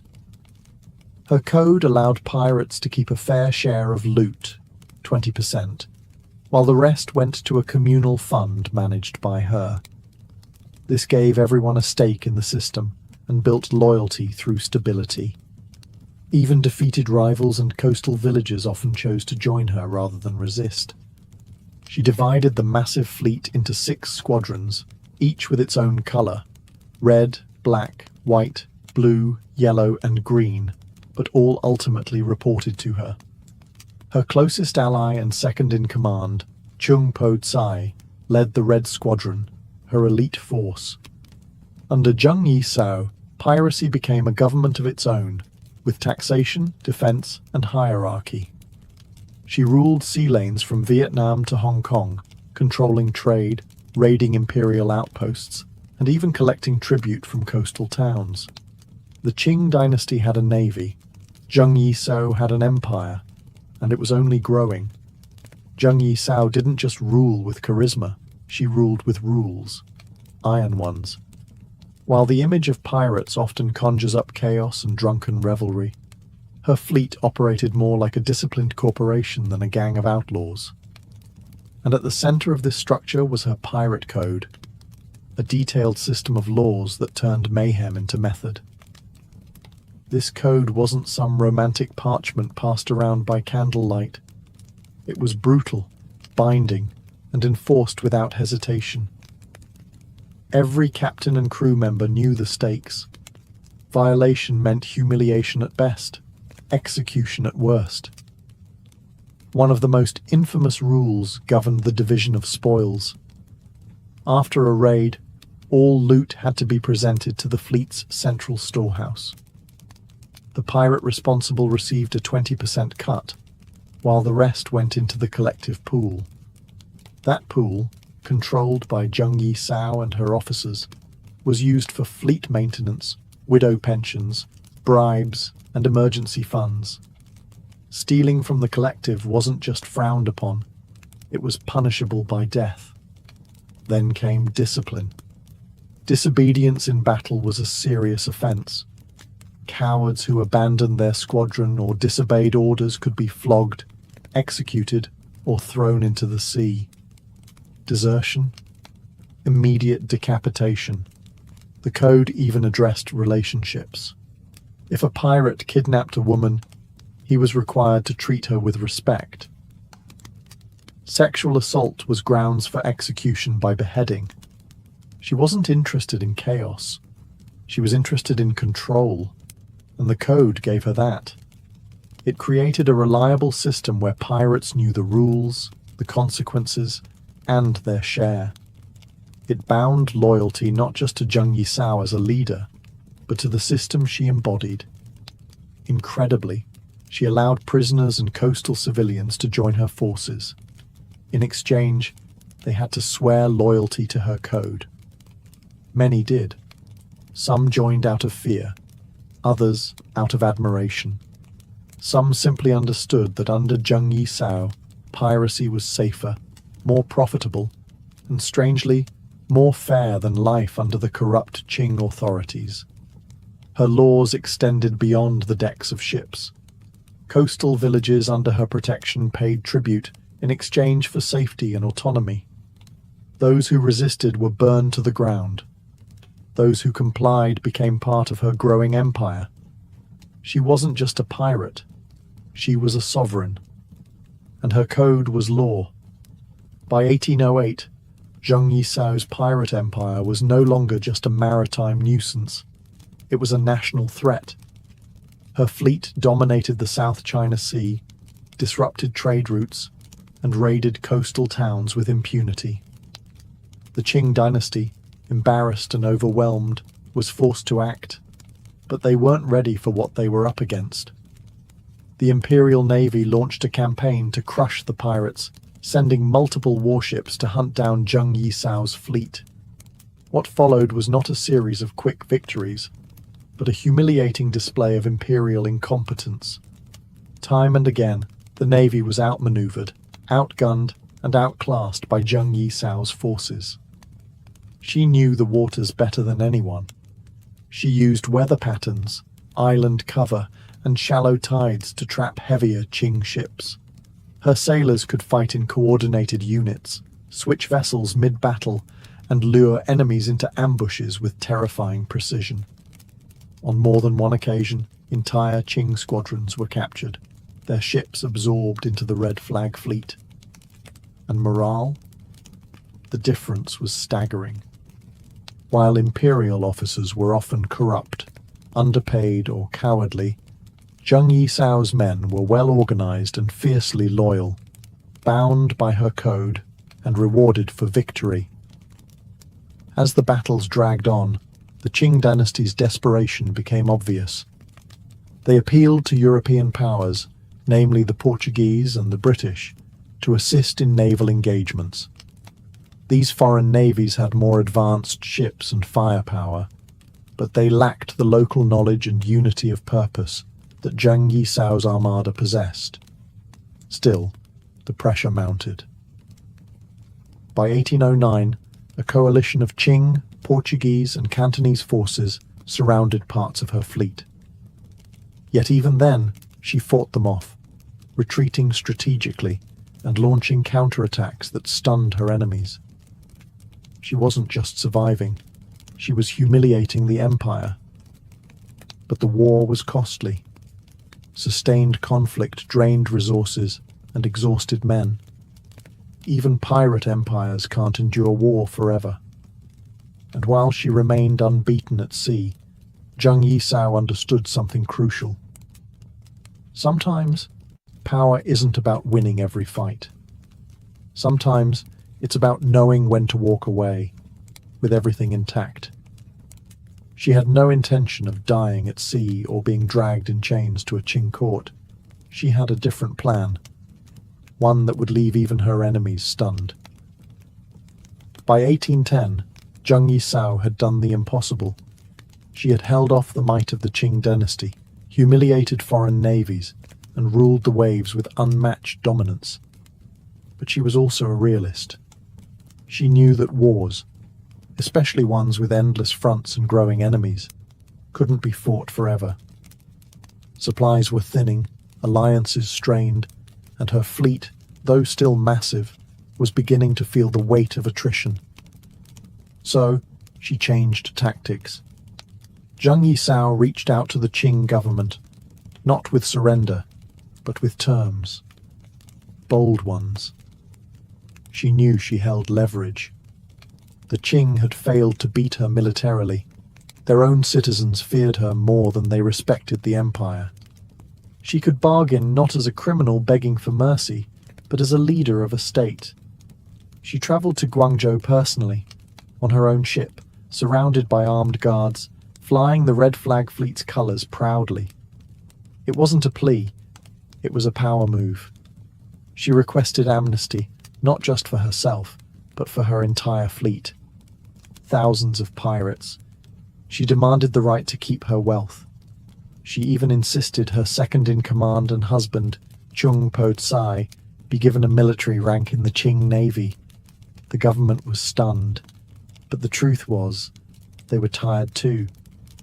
The empire couldn't afford another costly, drawn-out campaign. So, in a moment of rare pragmatism, they agreed. Zheng Yisao surrendered with style. On April 18, 1810, she led over 17,000 pirates, men, women, and children, into the city, not in chains, but in procession. Over 200 ships were handed over, weapons laid down ceremonially, and the entire pirate confederation disbanded without a drop of blood spilled. No trials, no executions, no forfeiture of wealth. Chung Po Tsai was granted a captaincy in the Qing Navy. Zheng Yisao retired as a free woman, untouched, undefeated, and still immensely rich. In a world where most pirate stories end in betrayal or death, Zheng Yisao's ended with negotiation and retirement. She had played the game perfectly, first with cannons, then with words. And as her red banners came down, her legend was only beginning to rise. Most pirate stories end in blood, gallows, or obscurity. But Zheng Yisao didn't just escape that fate, she built a second life from it. After negotiating the greatest pirate surrender in history, she walked away not as a fugitive, but as a respected, wealthy woman with her legacy intact. In 1810, after the surrender of her fleet, she settled in Canton, modern-day Guangzhou, with her husband Chung Po Tsai, who now served as a captain in the Qing Navy. The transition from pirate queen to respectable citizen might seem absurd, but for Zheng Yisao, it was just another act of calculated survival. She lived openly, even comfortably, and the Qing authorities largely left her alone. Rather than fading into obscurity, she quietly became a businesswoman. She opened a gambling house and an opium smuggling operation, technically illegal, but largely overlooked due to her influence. She wasn't out to build another empire, but she had no intention of being forgotten either. She kept her connections, protected her wealth, and lived on her terms. Her marriage to Chung Po Tsai endured, and together they raised a family. While he continued serving the Qing Navy, hunting down pirates ironically similar to their past selves, Zheng Yisao focused on their business interests. She moved in elite circles, consulted on maritime affairs, and remained a legendary figure among sailors and traders throughout the South China coast. What's extraordinary isn't just that she lived, it's how she lived. She broke every mold her society had for women.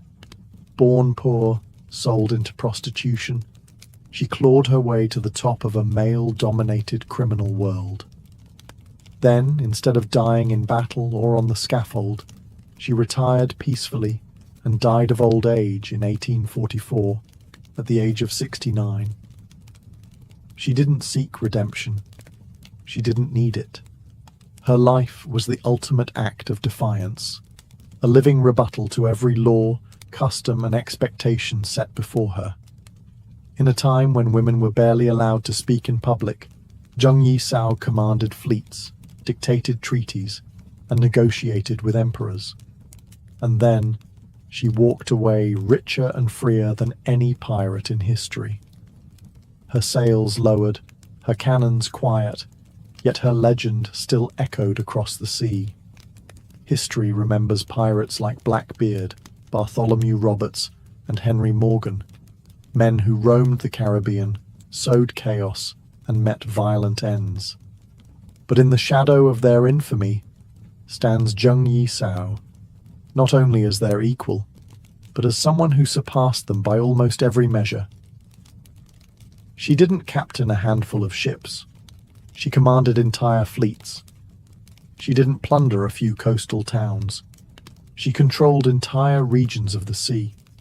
And she didn't die on the gallows or in a gunfight. She negotiated her way out of piracy and into peace. Among the pantheon of pirate legends, she remains the most successful and least understood. But make no mistake, her success wasn't just luck or ruthlessness. It was strategy, intellect, and a deep understanding of power. She was a tactician, a politician, and a psychologist. She knew how to keep loyalty through fear, yes, but also through order, reward, and a carefully crafted system. And what made her truly exceptional was the fact that she achieved all of this as a woman in Qing-era China, a society steeped in Confucian ideals that confined women to silence and servitude. Women weren't expected to lead in the marketplace, much less on the high seas. Zheng Yisao didn't just challenge that norm, she shattered it. She earned the respect of hardened pirate captains, forced the Qing dynasty to the negotiating table, and ended her life as a business owner and matriarch. She wasn't dependent on a man's legacy. She took it, expanded it, and made it her own. In popular memory, she remains something of a phantom, less famous than her male counterparts, less romanticized in Western literature, and often omitted from mainstream history. But within maritime circles and Chinese coastal lore, she is spoken of with awe. The Red Flag fleet may have vanished, its sails lowered for good, but the memory of Zheng Yisao lingers like a ghost ship, silent, untouchable, and larger than life. Not just a pirate, not just a woman, but a legend that made empires kneel. And in a world ruled by men, she didn't ask for a place at the table. She took the entire ocean. Despite commanding the largest pirate fleet the world has ever seen, Zheng Yisao remains strangely absent from most mainstream history books. Her legacy, though immense, has been obscured, overshadowed by Western pirate myths, and buried beneath layers of colonial bias, gender prejudice, and political discomfort. Why? Because her story doesn't fit the traditional mold. She wasn't a tragic anti-hero like Blackbeard. She didn't die in battle. She wasn't European. And most threatening of all, she was a woman who outplayed an empire. That kind of power disrupts the neat, male-dominated narrative historians have long preferred. In Chinese official records, she's treated more like a problem solved than a figure worth studying. The Qing dynasty didn't want to celebrate her. They wanted to forget her. After all, she exposed their naval weakness, defied imperial authority, and walked away without punishment. Even in success, she was an embarrassment to the throne. Western historians fared no better. For centuries, piracy has been romanticized through a European lens: peg legs, rum, parrots, and plunder. Zheng Yisao didn't fit that image. She wasn't swashbuckling. She was strategic. She didn't duel for glory. She negotiated for power. She wasn't killed by the state. She negotiated with it and won. And for many chroniclers, that wasn't exciting. It was inconvenient. But in recent decades, her legend has re-emerged. Scholars, feminist historians, and pirate enthusiasts have begun to resurrect her memory, reclaiming her place in the global story of maritime power. Documentaries, historical novels, and even video games have started to acknowledge the pirate queen of the South China Sea. And still, so much of her life remains shrouded in mystery. Her real name is lost. Much of her voice survives only through the lens of her enemies, Qing officials, foreign sailors, and later, European observers. But what little we know is enough to build the silhouette of a titan. She wasn't just a woman who broke the mold. She was a woman who never cared it existed. Zheng Yisao didn't need the world's permission to become powerful. She took power, wielded it with precision, and vanished into history with more wealth, authority, and dignity than any pirate, male or female, before or after. She didn't fade. She was erased. But legends, as always, find their way back. Zheng Yisao didn't wear a crown. She didn't need to. Her authority didn't come from a throne or royal blood. It came from command, from respect, from fear, from thousands of voices shouting her orders across the waves. In every real sense of the word, she was a queen, a monarch of a kingdom without borders, flags, or fixed territory. Her domain was the South China Sea, and her reach stretched from the Gulf of Tonkin to the shores of Guangdong. She built something no one had before or since. Her pirate confederation was not just criminal, it was political, organized, functioning. She controlled trade routes, established codes of law, negotiated treaties, and enforced order across a region that even the Qing Empire struggled to govern. Her ships weren't scattered raiders, they were fleets. Her captains weren't freelancers, they were officers. Her people weren't rogues, they were citizens of a floating nation. And yet, what makes her legacy truly unmatched is not just her rise, but her exit. Most pirate stories end in fire and rope. Zheng Yi Sao's ended in negotiation, retirement, and wealth. She didn't go down with her ship. She stepped off it, unscathed, unbowed, and still holding the purse strings. By the time she died in 1844, she had done what no pirate, no emperor, no general had done before. She walked away from absolute power by choice and kept her legend intact. Today, few monuments bear her name. No palace, no statue in the square, but her presence haunts the South China Sea like a storm cloud that never left. In the whispers of sailors, in the ink of rebel women, in the hearts of those who understand that leadership is not about birthright, but about will. Zheng Yi Sao was proof that greatness doesn't ask permission, that even in a world built to silence women, one voice, sharp, strategic, and unyielding, can command an empire. She ruled without apology, she fought without hesitation, and she retired without defeat. Not a myth, not a legend, but a woman who conquered the sea and walked away before it could take her. Her sails are gone, but her shadow still stretches across the waves.